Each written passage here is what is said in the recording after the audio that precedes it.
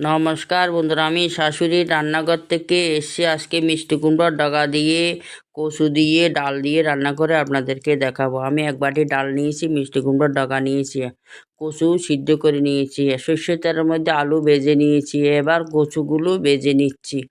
আমার ভাজা হয়ে গেছে। এবার সর্ষের তেলের মধ্যে শুকনো লঙ্কা, তেজপাতা, আদা কুচি, টমেটো, পাঁচফোড়ন দিয়ে ভেজে নিচ্ছি। এবার জিরের গুঁড়ো, মশলার গুঁড়ো, হলুদ গুঁড়ো, লঙ্কার গুঁড়ো সব দিয়ে আমি ভেজে নিচ্ছি। এবার মিষ্টি কুমড়োর ডগা দিয়ে আবার ভেজে নিচ্ছি। আমার ভাজা হয়ে গেছে। এবার নুন দিয়ে দিচ্ছি।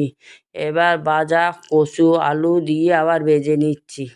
এবার সিদ্ধ করা মটর ডালগুলো দিয়ে দিচ্ছি। এবার জল দিয়ে দিচ্ছি।